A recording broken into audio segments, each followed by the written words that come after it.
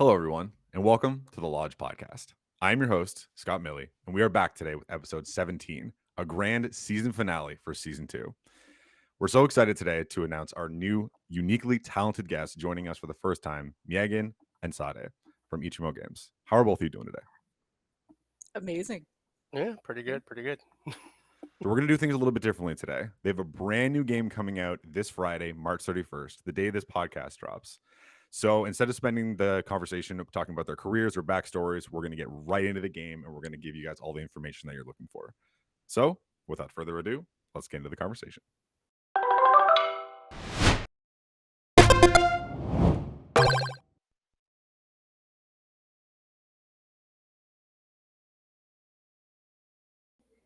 So before we kick off talking about the agency, I've got to ask both of you a question.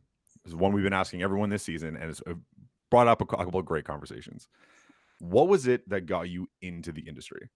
I know a lot of people tend to open up with that, but I want to get a little bit deeper. Was it a particular game that kind of brought you in? Was it a brand?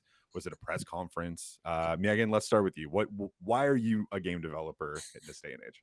Uh, sorry, it's just this story always gets people. So, my story is a little weird. It wasn't We like weird. exactly, yeah, it wasn't exactly a game or like a desire to make games that actually got me on the path. So what actually got me on the path is I actually started my career as a lighting and set designer. I worked in theater, I did live productions, I got to do lighting for some pretty cool bands like Ubiquitous Energy Seekers and Metric. Um, and then like 2008, 2009 happened. And basically anybody under 30 got laid off from the production house that I worked for. And I kind of bounced around from short-term contract to short-term contract, did some stuff in like event planning. And just after kind of a couple years of doing that and never being able to get a solid job out of it, and even though I was, being praised for my outstanding work, I was just like, that's it, I'm done. I'm like going back to school. What is even a job that I could get these days? What can I go to school for? I was looking at the trades, and Canada, the federal government puts out this, or at least they used to, it was this sort of like jobs forecast, employment forecast. And they had just done the major census, which had not been done for several years. So I was like, I think I can trust this data a little bit better than previous years. So I go and I look, and the very first thing is like software developer, and the one right underneath is game designer. And I was like, I don't want to do software Wow, development, but game really? design, that looks cool. Yeah. So yeah, that was on the, it was literally number 2 on the list.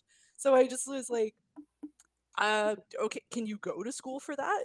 I grew up playing Flash games and PC games in like the 80s and 90s and 2000s. So I was like, this did not come across to me as a job you could just go to school for. So I just Googled it. And happened to be that Sheridan was starting their very first 4-year uh, degree granting game design program. So I applied and I got in. I got in with pretty high scores, which was like awesome. And I just kind of took to it really well. But I think what made me stay, because it was really hard and it was a totally different way of looking at, how we build things, is just, I would get occasional interactions with my profs who would have seen what I thought was a pretty crappy student project, and they were like, this was amazing, I can't believe you tried this, oh my god, like you need to like start applying for these student awards and stuff like that. And I was like, what? Yeah. And then it just, yeah, like they very much took care of that sort of, fragile ego part when you're first starting out in something. And yeah, now I'm now I'm here running my own studio. Wow, what a journey. Sade, what about you? So I also have an equally weird story. Perfect, bring it. After high school, like I graduated in '97, so like I feel like old now. Um, I accidentally became an EMT on the Colville Indian Reservation in Washington State. Um, Whoa, and I did accidentally. accidentally. I had some friends who were working for them, and they were like, "Hey, you have a clean driver's record, and you're pretty good in an emergency." Yeah, and I'm like, "Sure." And they're like, "You want to drive ambulances?" I'm like, "Why not?" So I was a certified EMT for 10 years Wow, on the reservation. that's so Um, cool. and I ended up, I was kept trying to get a full-time position, and I wasn't able to get one because I wasn't a tribal member. Because I'm originally from back east. My family is from Ontario, and I was born in upstate New York in Ganyonge. So like I wasn't actually a member of the tribe. They have tribal preferences.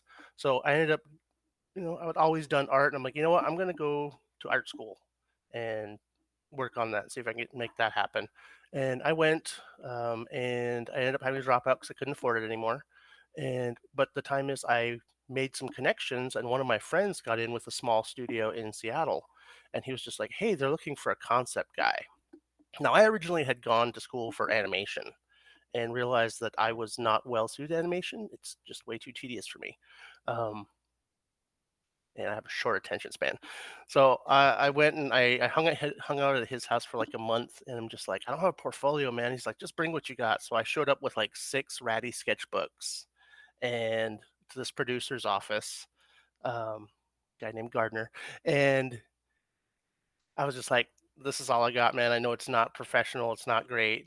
And he's looking through my stuff. He's like, "All right, cool, cool." And he's like, "Oh, I gotta run upstairs real fast." He goes upstairs, and I'm like, "Okay, I gotta impress this guy somehow." So I drew his office while he was gone. He was gone for about 15 minutes. I just drew the whole office with a ballpoint pen, and I threw it on his desk so he'd see it as soon as he sat down. And he did. He came down, he sat down, he went, "Did you just draw this?" I'm like, "Yeah." That's a baller move. Like, I was gonna put that out there. I That's mean, wow. I swing for the fences every time. Yeah, I'd So, say. I miss a lot, but I swing every time. And so he goes upstairs, he talks to his boss. I go upstairs, talk to him for a little bit. He's like, "Okay, well, we're not really looking for anyone right now." I was like, "All right, cool. That's not what I heard, but whatever." I'm like, "All right, I gotta go make some money." So I went back to Eastern Washington to go work fire season because that's, a lot of people would pick up firework during wildfire season. And on the drive back to Eastern Washington, I got a phone call. They're like, "Hey, we wanted to offer you the job." And I'm like, "I'm going to be gone for 3 months and I'll see you then." Hung up. And over summer, you can make enough money to last for most of the year. Um, and so that's what I did. Then I came back and I worked on, They were uh, okay with you saying I'll be back in 3 months. They were like, yeah, okay, wow, yeah, yeah. all right.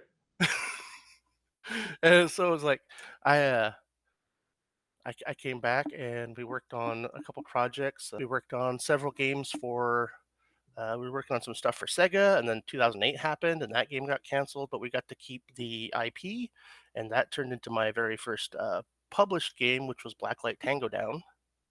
And then that was on Xbox Live and PlayStation. And then there was Saw, the video game from the same studio for Brash Entertainment, which eventually got taken over by Konami. And then I worked briefly on Blacklight Retribution, which was one of the first free to plays on PlayStation 4. Had a pretty decent following on PC as well. And then I left the industry for a while. I worked with special ed kids. Taught some art. And then I met Beth LaPonce through my former producer at the studio in Seattle, and we started talking. And then Beth was like, "Hey, you should meet this person named Megan." And I was like, "Okay." And Megan was like, "Hey, would you be interested in maybe doing some character designs for this project I'm working on?" And I was just like, "Well, what is it?" And she's like, "It's like a cyber noir, uh, like detective type game. Like imagine like Blade Runner meets uh, what's the word? I'm drawing a blank all of a sudden. Oxenfree. Like Chinatown. It's like noir and cyberpunk mashed together. I'm like, say no more. I'm sold. I'm in. I am in, and we've been here ever since. You- Wow, that is two of the most unique stories I think we've ever had on this podcast. That's amazing. Because most people is, oh, I played games growing up, and then I decided to go to school for it, and then now I'm here. Both of you is just all over the place. That's awesome. Yeah, I, Um, I played games, but that wasn't Oh what yeah. led me to it. there's just never a thought in the career until later on, and Yeah, look at you both now. It's amazing. Cool. So yeah, I think that brings us right into the conversation. Let's talk about Hill Agency. So first, this is coming out on Friday. I want to encourage everyone to go to Steam and Itch right now. Check it out. And if you can't do that just yet, watch the trailer, so at least you have that visual cue. The link's gonna be in the description down below. Make sure to check it out. So Hill Agency is a cyberpunk noir detective game where he puts you in the shoes of Meagan, right? Just making sure. Meagan Hill to solve the murder of her sister. Can you give us a little bit of the elevator pitch for the game? I know you gave one to Sade, 4 years ago, but I would love to hear how you've crafted that now that you have that visual and you have that game coming out. Can you give us that quick elevator pitch on what makes this game what it is? Yeah, I mean, really, Hill Agency is what would our world look like on the brink of freedom from colonial oppression? And how would that affect the world around it and the way people act and the way people look? And it really did start with this aesthetic of what if Blade Runner, but instead of Orientalism and Japanese characters everywhere, it was like syllabics, it was Cree language, it was Anishinaabe, it was, our language. And that's just where it kind of blew up from. And it's really about space. Like the game is there, there's a story there, but it's really about space. And, Sade and I kind of exploring what do we want? What do we want our future to be? So like there's a couple of things. It's sci-fi, but it's also futurism. And the big difference between the two is sci-fi is I'm talking about something now, but I'm placing it in the future. Whereas futurisms is I'm thinking about following a series of actions. What could a future look like? And we kind of mash both those in, and it's really apparent to us, I think, um, in the very first area, Hill Street. It's cozy, it's covered in vines and plants, it's there's toys and stuff just left around because it's fine, because it's not just a neighborhood, it's home, it's a village inside a city. So that was kind of like where the pitch took us. And then the story itself, we kind of were, well, how do we explore certain things about, Indigenous identity and Indigenous reality today? Let's just do super standard cheesy noir plot.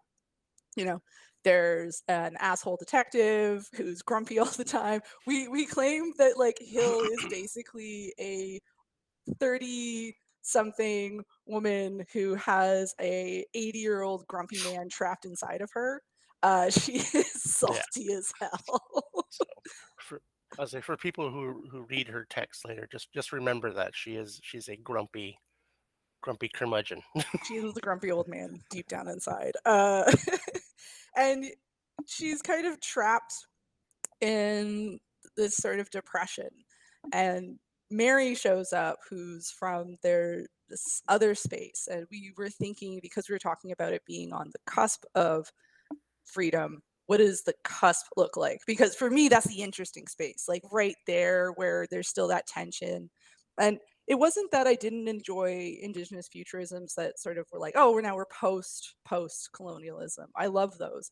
But for me, especially with like that difficult identity of being Aftawakwasisan, or federally recognized as Métis of Ontario, what does that look like? What's the steps that way? And I wanted to explore those steps, and I wanted to explore those in between spaces. And so that's sort of where, in time, Hill Agency sits. And so there is this place called the Risen City, which is attached to the space elevator, because I was promised space elevators as a child. Like space elevators are my jetpacks. I am super with you on that. Like I know we're never gonna get them, but that doesn't stop me from But wanting them. I can picture it in my mind's eye. Oh man, yeah, we did. I tried to do math at first for this, and then I gave up, and I was just like aesthetic. But it's this space that's kind of a remnant of the world that we live in right now, and with all the good, but also all the bad that inhabits, and it's sort of like been taken to its worst extreme. And at first it doesn't look that bad, and then you kind of start exploring around and you're like, oh, that's messed up. Which I think anybody has that experience living in society now, where once you really start pulling things off the top, you're like, that is not how that should work underneath. I don't That's not cool. And that's what we're kind of exploring, is how we see those things. Hmm. Sade, what about you? So what was this game? How did you pitch this game to to your family and friends? Was it something that exactly there's a lot more underlining to it, and it was something that you were really proud to be a part of because you're able to kind of tell your own stories, like we were talking about off air, or was it just the aesthetic, like you mentioned before? Was that just like, this is going to look awesome? I can't wait to be a part of it. I'll say the aesthetic is definitely the eye candy, and it kind of pulls you in because we really haven't seen anything like this in indigenous representation. It's actually Uh, my first comment when I was yeah, first looking through, talking about this episode, and I was like, first thing we need to talk about, art direction, and it's just bolded. And I was like, yeah, this looks unique, which is, I've always felt, is nearly impossible right now with games, right? Especially hmm even narrative games. Like, it's so difficult to have your own identity with stuff like this, and it looks like nothing else I've ever seen. Please yeah. continue. But I just wanted to Oh, make a comment that I and had that circled. that's that's one of the things that really kind of I think worked well for us is the fact that our approach coming to Hill Agency is that we didn't want to tell a story that was based in like an anachronism, like in the past, so we didn't want to rely heavily on sort of that stereotypical representation that we see in a lot of media, especially non-indigenous made things. I mean, it's cool to tell stories that are based in the past, but that doesn't allow any future for your people. It's like, if you can't imagine a future, you don't have one. So, um, the ability for us to kind of take this approach was, I think, really important.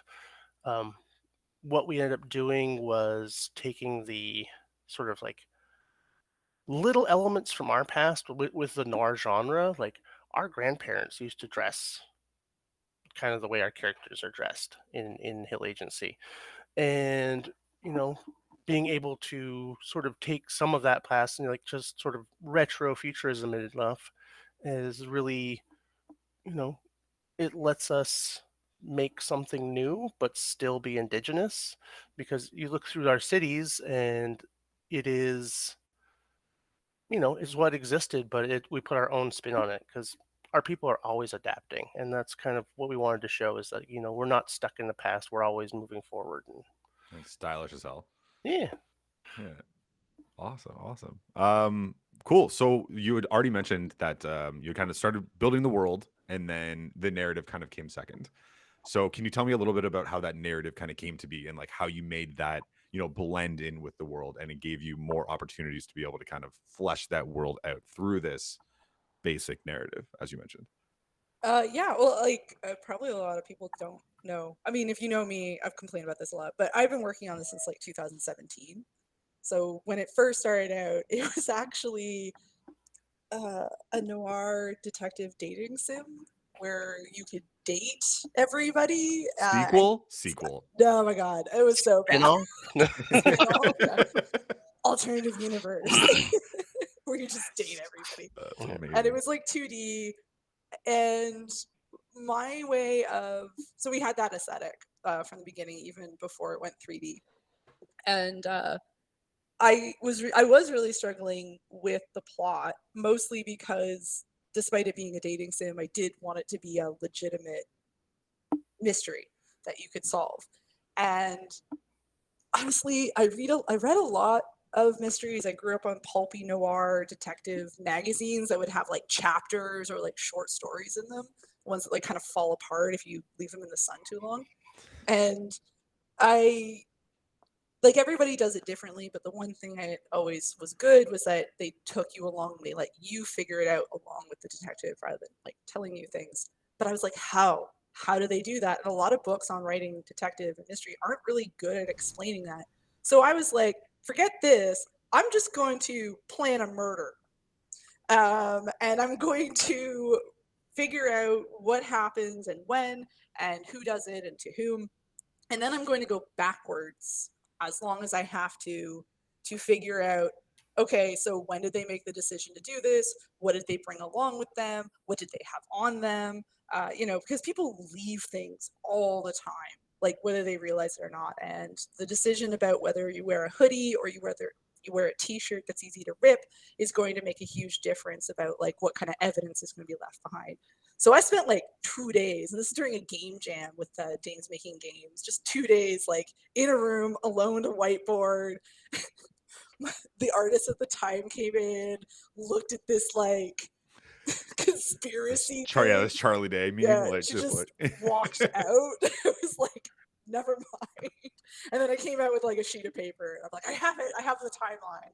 And then that's kind of how. So that plot has stayed pretty much the same up until Sade came along. Because then we started chatting. I see in between sort of that happening and Sade coming in around like late 2019. We I had worked with several different Indigenous people, all kind of like brainstorming. We've been writing up what we called at the time our Bible, which was just lore, just any lore. Some of it's not even like answered, it's just questions about like, why would someone do this? And then it's been left as a prompt. And but we keep building it and building it. And then, yeah, when Sade came along, and I'm not going to give away too much because I don't want to ruin it, it shifted because we were chatting about our sort of shared experiences and things that we had gone through, and there were things that I had not felt comfortable writing about until Sade came on because I hadn't really had anybody else on the team who was Indigenous who could like give me good feedback on like how would this be understood, how would this be read. It was very lonely for a while as a writer, and I think I kind of defaulted to like, oh, let's not go there. And then Sade showed up and I was like, fuck it, let's go there. Let's just go to all the places. I swing for the fences, man. That's Yeah, what I do. yeah. No, so that's why actually like I really do call Sade my creative partner in this because the plot wouldn't be what it is now if he hadn't been around. Just like the art. encouragement. Yeah. You know, that actually reminds me, like Meagan mentioned, you know, the sense of being lonely, especially in game dev, and that is my experience as well. You know, being an Indigenous game dev in Seattle, um, I was it as far as I knew. Like, I didn't run into any other like outwardly Indigenous people who are just like, yeah, you know, I'm Native, I'm Indigenous, and it's like at events we'd do like there'd be industry nights and just like social mixers and different events that I was getting around to. So for a long time in, you know, the mid 2000s, um, I felt incredibly alone. The studio I was at was primarily young white men, and we had a couple women and like an Asian fella and like me, and that was it. So, you know, the experience of being in that situation, not just in my own studio, but in the larger Seattle dev area, was still incredibly isolating. So, being able to relate to Meagan with that, you know, sort of that same feeling was able, I think, like an instant connection, and we were able to like both, you know, kind of work, and it's like, oh, okay, you know where I'm coming from, so let's just do it. So Yeah, And 100%. like what kind of like powerful feeling it must be to be able to have that like independent studio and truly be able to use your own voices. mhm. And like the fact that Sade was able to like kind of push that narrative and there was no you weren't getting pushback from somewhere else. It was like, we want to go there, let's go there. So you're able to talk about the things you want to talk about, comment on the things with society that you've been wanting to, right? And that so many people have been wanting to, that you can kind of be that voice in that platform is immensely refreshing to see. I've been working at IO / the Lodge for like 2.5 years, and I've had my eye on this game since day one. Just it has it clearly, like from the beginning, Meagan, even before I got to meet you, it clearly had something to say right off the bat, right? Even just the sales pitch for it is like, okay, this game is more than just a visual novel or more than just a cyber noir game.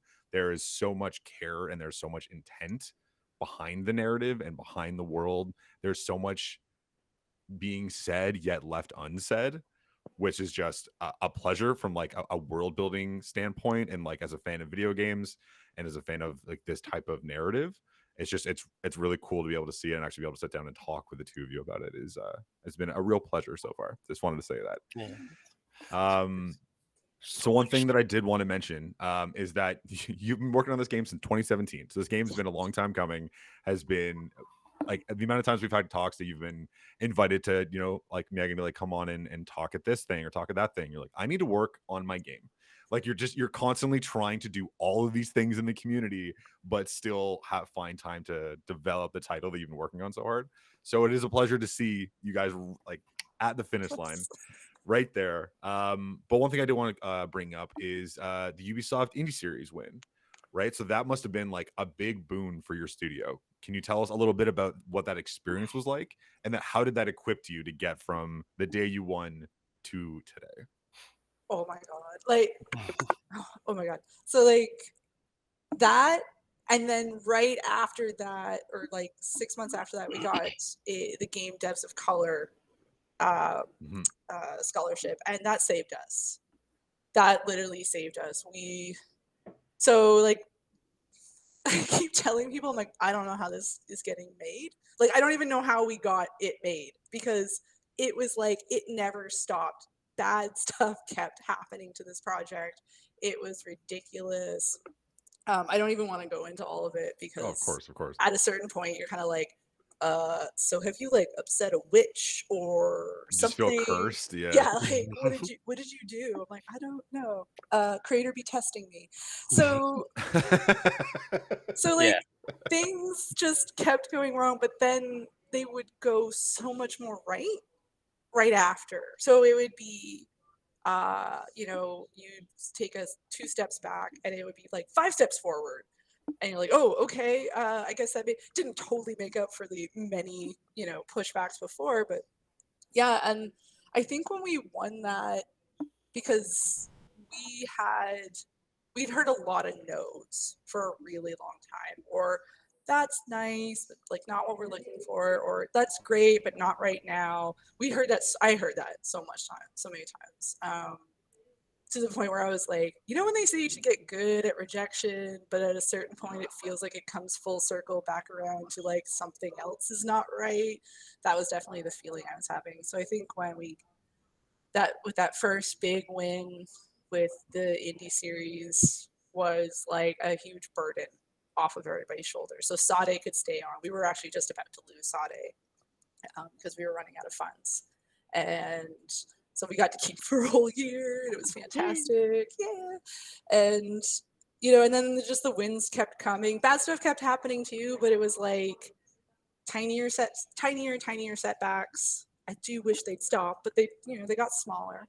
And I think also, even if we hadn't won, I think the one thing that, I don't know about Sade, but for me, when we were in there with the judges, and there was these 2 guys who were just gushing the whole time about how they loved it. It was so fun, and they just thought it was so beautiful, and that they just want to be there. And that really made it for me. I even actually said, I was like, I would obviously love to win, but I think for me, hearing from industry professionals that I respect, that they like really liked it. And the thing is, I had been getting that a lot. I would get a rejection from a publisher, and then 2 days later an email from someone who worked at that publisher being like, I'm going to keep watching you, FYI. I know my company sucks, but like or I'd be like, thank you. Like, thanks. Thanks. Maybe don't send this from your business email. Yeah. So we had been getting that, and actually that's been happening a lot, where like the guy who I think initially was in charge of our Steam account was like, oh, I know you. And I was like, wait, what?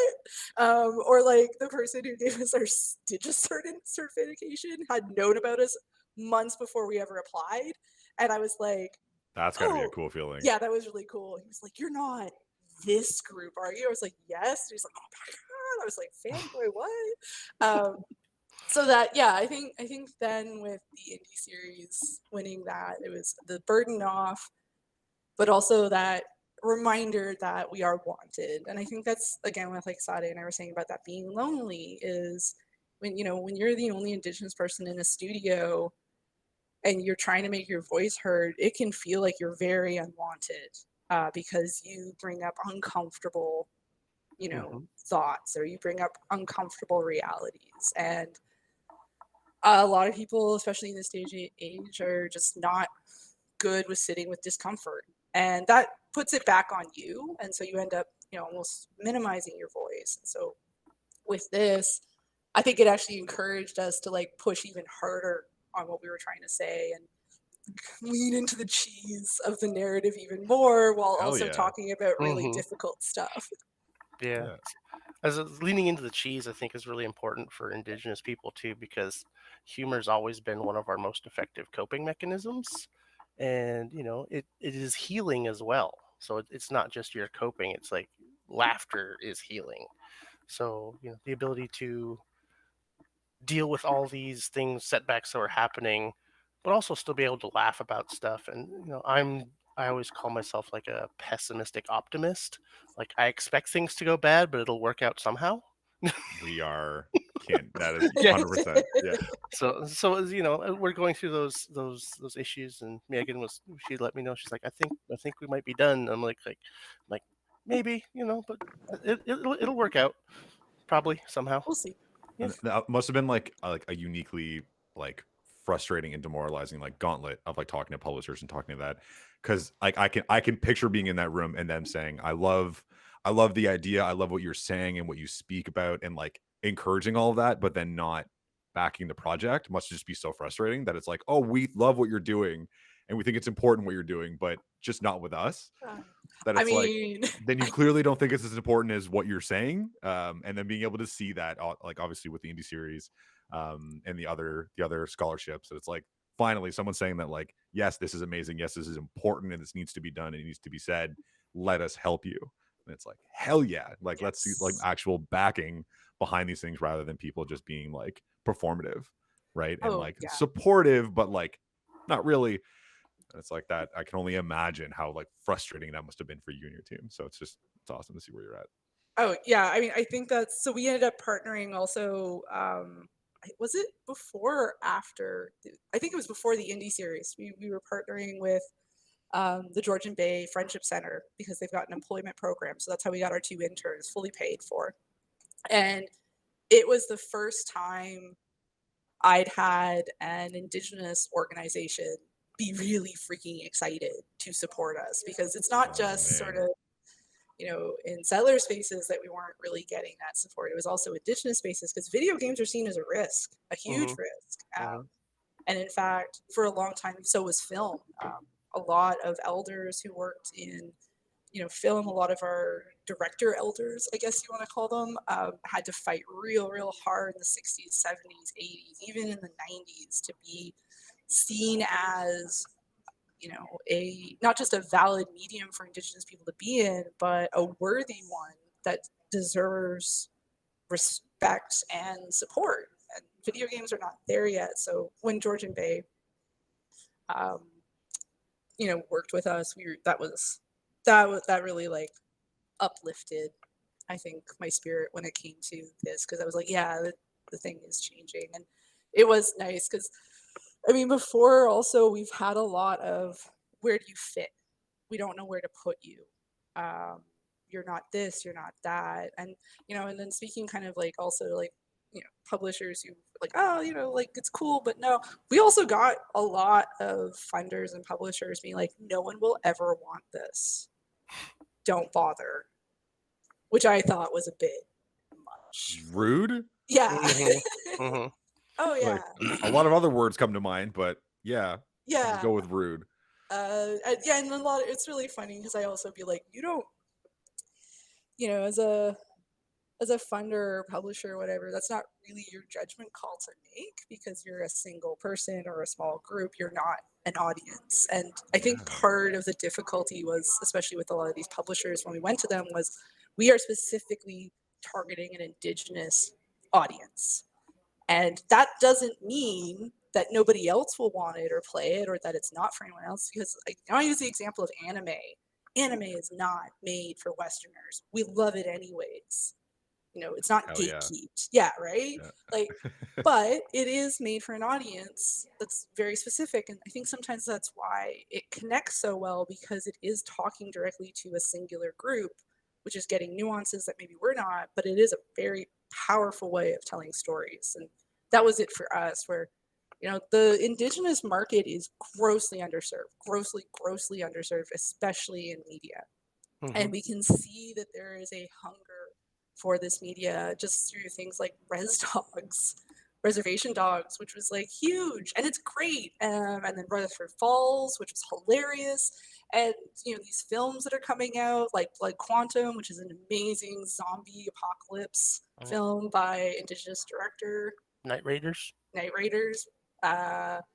Oh man, there's like a whole bunch that are starting to come out, and they're all amazing, and they're amazingly successful because they were for an indigenous audience. Like in North America alone, I think we're looking at like 5.2 million people Hmm. who want stuff with them in it, I think and that's don't want stereotypes.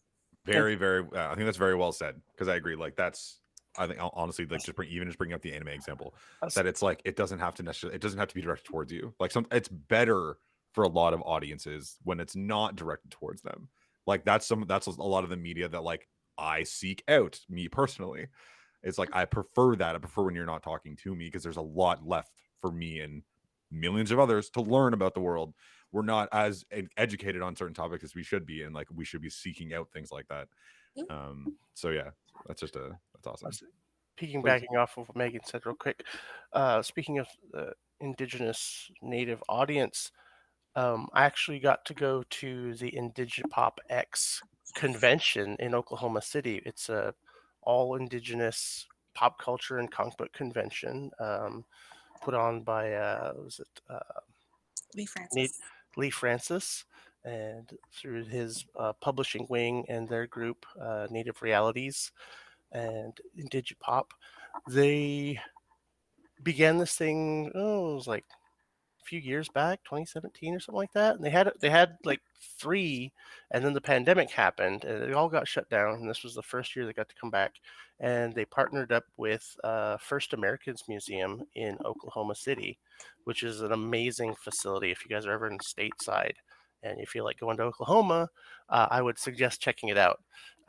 But I brought the game with us. I was brought in as a featured guest because I'd done some projects with Native Realities, and I brought Hill Agency with me, just the demo, and I made like a little announcement stand up, just like, "Hey, this game's coming out, and here's a QR code so you can go to the Steam page and check it out." And I just had the trailer on my iPad, and when people would check it out, and there was a huge like positive feedback from that group, like indigenous people who were like working in film and movies and you know pop culture stuff were really stoked to see it. One of the cool things, I met Stephen Paul Judd, and he just geeked when he saw it. He's like, "This is amazing," and I was just like, "Yeah, it's awesome." So but yeah, there is an audience, and like that event told me that there are people out there who want what we're offering, and that's exciting. And I think like that kind of led to obviously like you guys kind of ramping up here over the last few months. But there's Future of Play, right? Am I misspeaking that it was Future of Play in June? Oh yeah.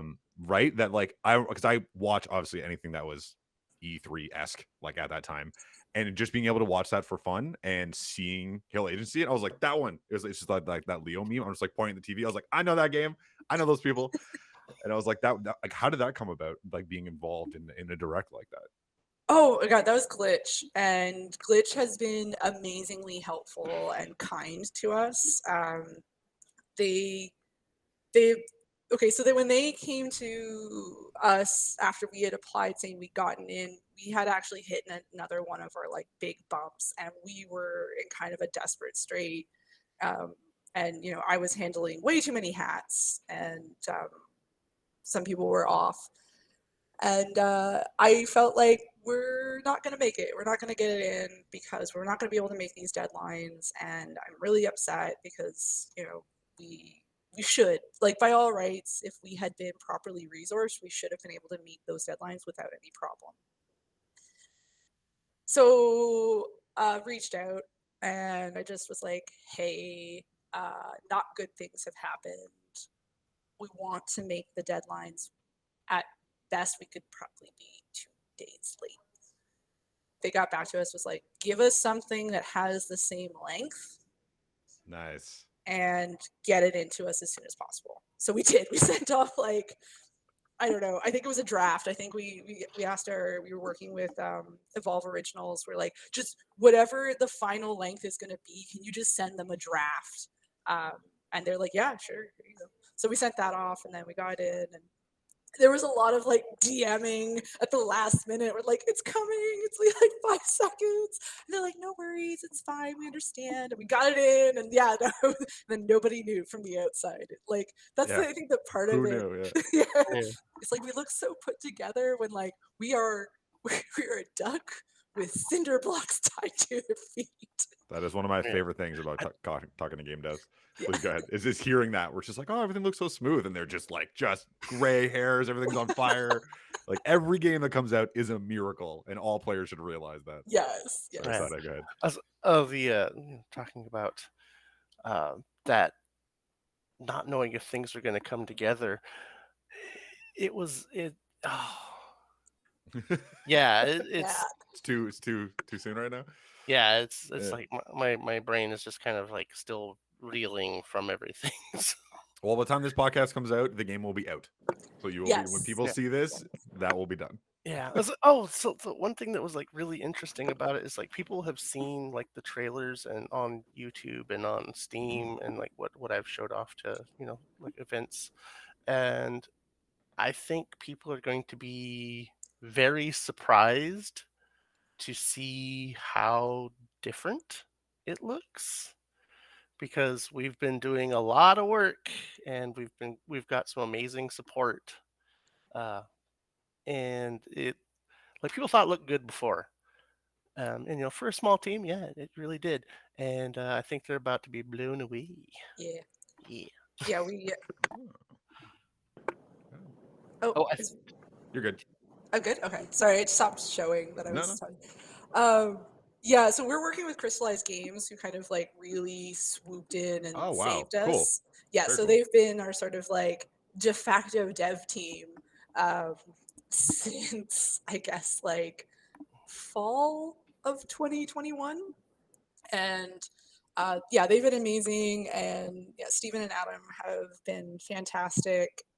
What we like to say is Adam, who's a technical director with several years of experience in the industry and then SFX, kind of, she's all vatted the game because Well put. we gave it to him to Good like reference. like lighting passes and stuff, and then he's like, how's this look? And like just tears. I was like, she's so beautiful. And he's like, oh well, she had like good, the textures were great, the models were fantastic. I didn't really do much, and I was like, you put makeup on her. yeah. Speaking of the models looking great, I think it's a really good time that we should Oh mention yes. Maritza Lewis and the team at Twisted Mountain. They built our characters for Hill Agency, and Maritza Lewis is an Indigenous woman from Vancouver, I believe. Yeah. And she's worked in a whole bunch of like movies and TV. Like most recently, I think she worked on Super Pets, and from DC. Did And Spider Noir yeah, from Into the Spider-Verse. she did Spider Noir. Whoa. Yeah, so like she's a person people should know, and if they don't, they need to Yeah. look her up. Yeah, she's awesome. Yeah, and it's like getting to talk to her. And the funny thing is, since she's over on this side of the continent with me, and she's related to a bunch of people that I know, and are cousins of people that I know. So it was almost like meeting family. It's just like, oh, you're just extended cousin. All right. So How did that come about? I as- know we don't have too much time, but like that's way too interesting to not ask a little bit more about. How did Oh. that relationship come to be? So like it starts in not a great place. So we had hired somebody, and they had how do I politely say it? Misrepresented what they could and could not do. Got it. And we were also in a position where we didn't have anyone who could be like, that's not possible, or no. So yeah, we ended up without an in-house modeler for characters. And then we had already been chatting with Twisted Mountain about doing like the rigs and the animation. And yeah, Maurizia, well, we like already had chatted with Maurizia. We knew she was Indigenous, and then we just kind of talked to them because we're like, like I don't know what we're gonna do, and they're like, give us a minute, and they came back with a budget, and we said yes. And Maurizia was really excited because she was going to get to do all the Indigenous characters. So we said yes. That's how that kind of went about. And I think that's like another example of that something bad happens and then something great happens. That has been happening this entire time. But like that was, it's cool that that wasn't just like another job or like another thing for her. Like she was so excited to be able to work on that, Oh my God, yeah. which must have been just so nice for your team, right? It's just being was. like, oh, like they're like, we're not just hiring out, we're not just outsourcing something. It's like they can't wait to jump in and like collaborate and like work with you like on developing this world. It's like that's really cool. Yeah, and I think working with her was, I thought I can talk better about it, but it just all of a sudden really changed how these characters came to life in a way I don't think we expected. Yeah, so you want to talk about that? Also, so since I'm a concept artist, I work primarily in 2D, so I can make something look good in 2 dimensions. And she took my designs and really brought them to life, in that 3D space. And there's like a certain quality, a softness that's in the models, like so their faces or features are still sort of stylized, but they feel very indigenous. And that's one of the things that's most important, that like a non-indigenous person might not have got a grip on, because there's a very stereotypical idea about what an indigenous person looks like. And one of the things that we tried to combat was not having just one representation of what an indigenous person looked like. So our characters do have different looks, and she was able to capture that, and that really excited me. It was just like, she did an amazing job. They all did really good. I'm super excited for people to see it. I think for me, it was the fact that she didn't need to have her hand held when she was doing the eyes. The eyes have always, like, because I've worked with a couple of modelers, and when we were putting out the call for an in-house character modeler, you did have to do an on-spec bust using a design that Sade had put together, and everybody struggled with the eyes. Which I don't get. Like, for me, like, Indigenous eyes have a very particular look that is easy, but no, some people just made them like way too Western or way too Asian, or just sometimes I'd see them and I'd be like, I don't know what that is, but that is not right. It doesn't even look like what's on the page. Yeah, yeah. I'll say that was actually one of the big transitions from when we went from the initial pre-concept that Meagan worked on to me joining the team, was because I had been in 3D studios before. I knew that as striking as the original designs looked, it wouldn't look really great in 3D, and it might be a little off-putting. So that was one of the major changes. So people would be like, "Oh, it was kind of Picasso-esque before," and it's cool, stylized in 2D, but in 3D, just it's off-putting. It's it's a unique skill to be able to bring something that's 2D to life, like in a 3D space, right? Like as you brought up anime, but like playing like anime-based games and stuff like that. That's something that traditionally you're seeing in 2 dimensions. Being able to translate that and have it not have that uncanny valley, that like weird, just off-putting vibe, is a unique skill. So I'm glad to hear that that went smoothly. Can you tell us a little bit about the protagonist? So I do want to talk at least a little bit about like the gameplay itself, but I know she is very grumpy. But how did she kind of come to be, and how is she, for lack of a better term, the heroine of the story? So she goes by Hill, and we don't really get into that in like why in the story. She won't talk about it. She doesn't talk about a lot of things, which is Love it. great.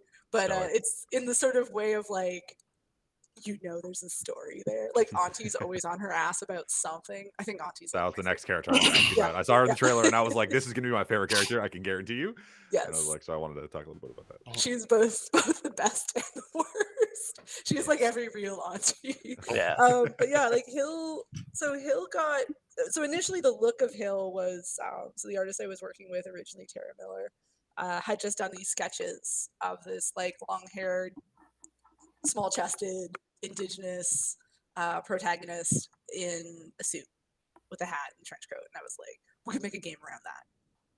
And then from there, Hill kind of became an exploration of our collective trauma, um, in the way that we use stoicism as a way of not having to deal with problems. That, we do make jokes of things, we do avoid things, we do look for work to fill the gap so we don't have to think.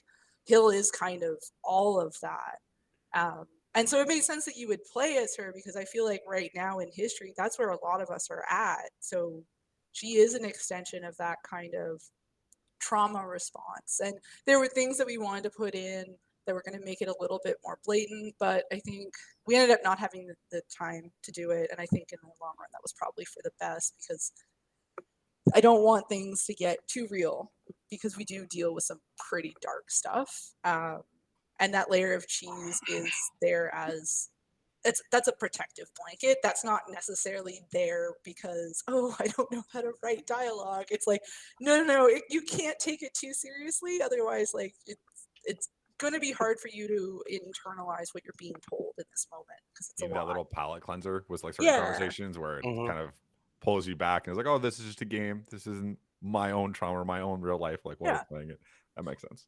And then Mary is that aspect that is like, no, you got to deal with this. She is an elite citizen, but there are references to she's not exactly who you think she is, in terms of, she's not like the rest of the clones. Like it's not going to be a surprise, but like the Risen City is basically made up of clones.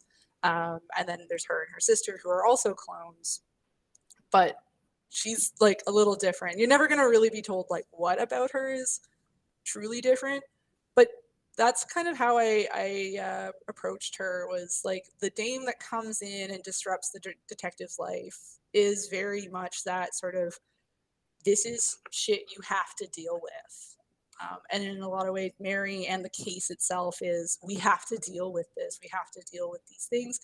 A lot of us are dealing with these things, but it means being vulnerable. And as the game goes on, he'll never really truly become super like flowery and open, but she does stuff that she otherwise would not have done. She goes to places that she refused to go. She she takes the jagged pill when it's given to her of like, you can't act like that.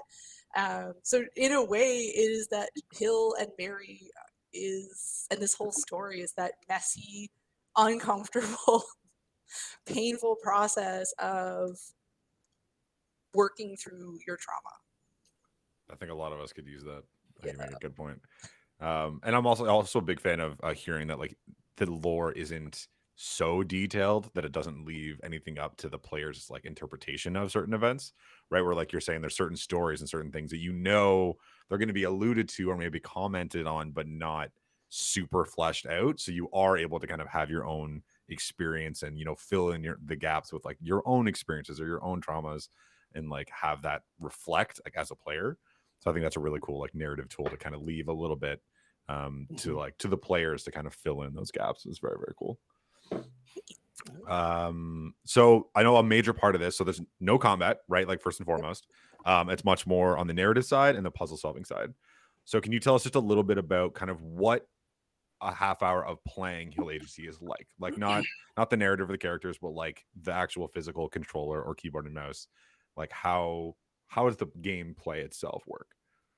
Sadia, you want to take this since you had to do it more? Well, honestly, it's a lot more like the idea that we always approached with was like the old school point and click adventures that we grew up with. So um, a lot of it is that sort of, going around. You are walking, like you're not in a hurry. You are exploring the areas, and everything you're doing is for a case that you've been given. Um, if you've played the demo, you know that you start out with a job from Auntie, and it is one of those I don't want to, but Auntie is gonna make it my problem if I don't. And and the nice thing about that one is it involves the kids, and that was one of the things I liked the most about it, is because most games don't have children in them, and Mhm. indigenous people, multi-generational families, like we always have lots of kids. So that opening of the game is exploring and meeting the kids and the other personalities in the city, and kind of just going through, like, everything you're going to be doing is looking for clues to solve these cases, essentially. And so, yeah, that's pretty much it. Point and click Yeah. adventure, kind of hunting around looking for the thing. It's slow. Yeah. I do know that we got a couple of people being like, "Oh, I want to be able to run." I'm like, "No, No. no, actually, I want you to feel like you're going on a stroll. You're in no rush. You don't even want, like, I think that also is really tied to Hill Yeah. not really wanting to do this. Hill does not rush. And if Hill's rushing, there's a real good reason for it. And right now, there's no real good reason for it. It Mhm. gives the world like a chance to breathe as well, right? Where Yeah, you're kind of not forced isn't the right word, but like if you're not able to run, you're going through these worlds a little bit slower and at your own leisurely pace, so you're able to you're not blurring by the gorgeous backgrounds and like the world itself or even the characters and like what they're doing. You're able to kind of like sink into that world, which is very very cool. yeah, yeah, and that's what we wanted. And yeah, it's not as many people to talk to as you might think.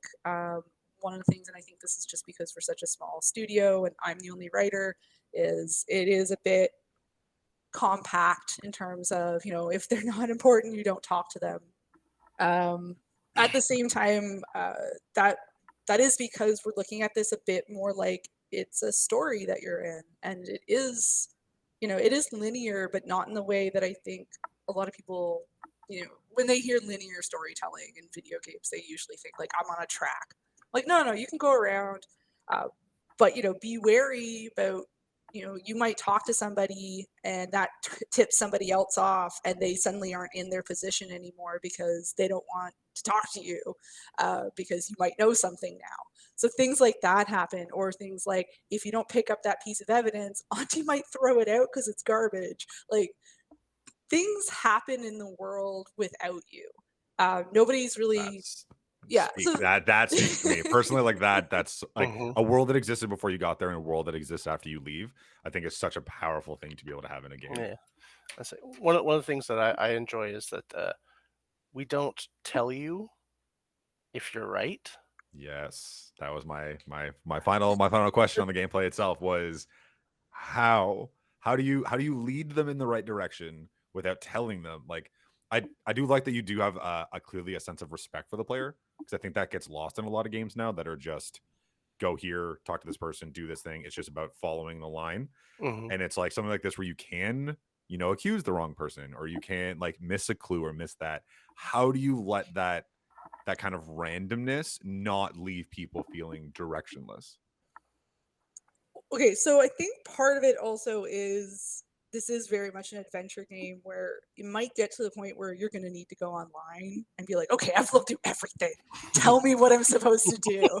And in a way, we kind of were like, that's going to happen anyways. Mhm. In that case, let's just make sure that the game works the Yeah. way we kind of see it. And that also, I do also want to think about things like, if it's gonna get thrown away, is it gonna be something that's gonna break the game? That kind of thing. So like, no. And in some Yeah. ways, I respect the player, but I also I think that respect also means being gentle with Oh, the I agree. player. Yeah. I agree. Being like, Yeah. Yeah. you might miss this, so I'm going to leave it here and no one will touch it until you find it. So that you don't have to worry about, you getting locked into a position. So yeah, it is kind of like that.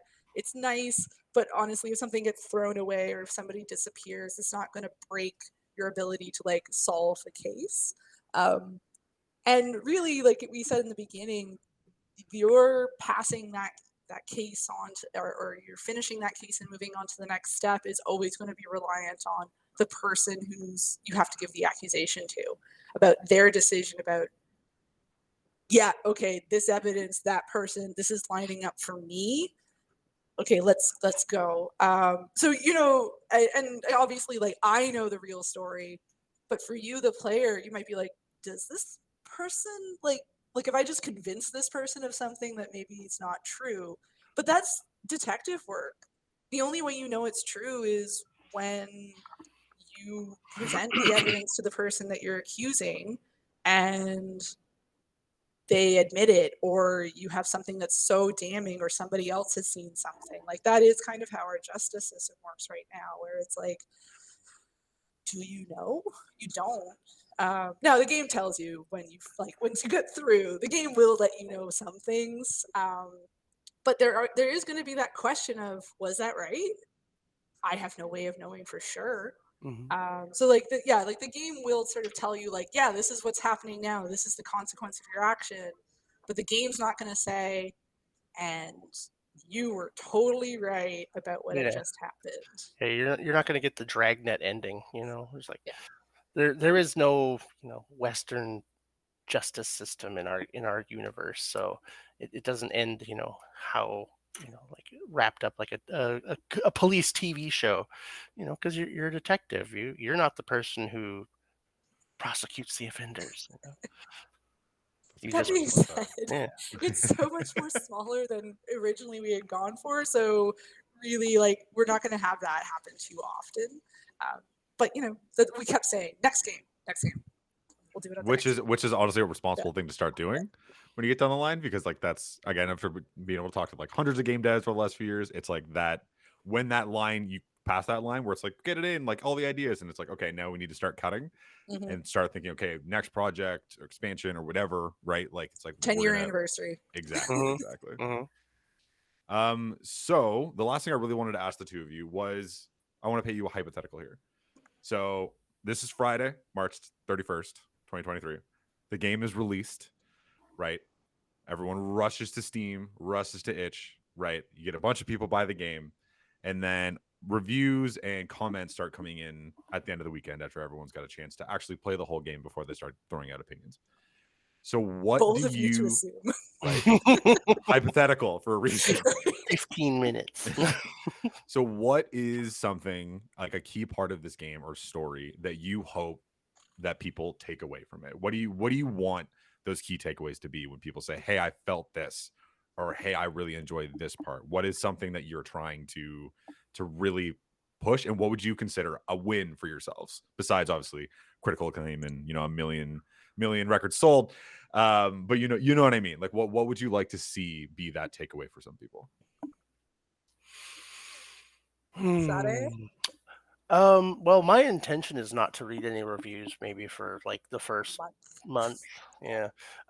Maybe Also, comments. We yeah. won't talk like critical reviews, but like Let's from pretend from we your did. Yeah. average gamer, right? Like your Yeah. person that comes in, plays the game. Maybe they've had an eye on it for a while, and they say, "Hey, I really enjoyed this," or "I really like this," or "This was something that spoke to me in this way." What was something that you would see that'd be like, "That's what we were going for. That's what I'm hoping to see." Honestly, what I really want is I want people to look at our game and the universe that we're building and realize that they can do it too. And it doesn't necessarily mean in games, but I mean they can tell stories too. They like indigenous people, especially indigenous people, don't have to rely on just Western media and traditional movies and whatnot. It's we all have the ability to tell stories and put it out for an audience now. And I really want people to take that to look at what we've done and see the possibility. Like I want them to love our game and love our universe, and maybe be like, "Hey guys, can you make more?" And you're like, "Yeah, someday." But no, what I really want is I want it to open people's eyes to the possibility that there is more, and we should demand more, and we can make more. and nothing can stop us, even with setbacks, especially with setbacks. They only make us more powerful. Yeah, Yeah. Yeah. pessimistically optimistic. Yes, yes. I I love think that. for me, it's not anything anyone could possibly write.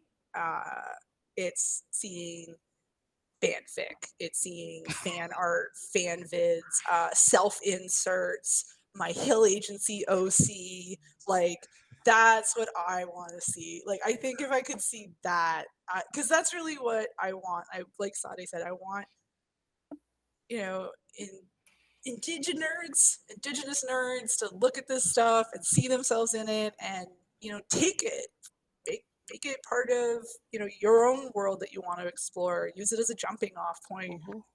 Write that Hail Mary slash fic if you want. So there were some characters that were definitely made with that in mind. Yes. Oh man, yes. Oh yeah, I guess Did that's any the other characters thing. carry over from the dating sim? Oh yeah. Oh yeah. Nice. Nice. I look forward to having that conversation after I get to play. Yes. Yeah. Also, I guess, who's your favorite thirst trap? Is the comment I'll be looking for. Yes. That is how you get engagement. Yes. Yeah. Yes. But I mean, like, and it's not that I didn't enjoy working on the mechanics because I did all that. I know working on the stories, I did all that. But I think what it comes down to is like, uh, there's no comment, there's no praise, there's nothing in the world about the game itself, even a 3-hour, you know, Sophie of Mars retrospective on the Hill Agency, or like the themes of Hill Agency, that's ever going to compare to me to somebody being like, I drew myself as Hill. That for me That's is going to be beautiful. the best praise. I look forward to it. If I see any of them, I'll make sure to share them your way. Yes. I would love to see cosplay.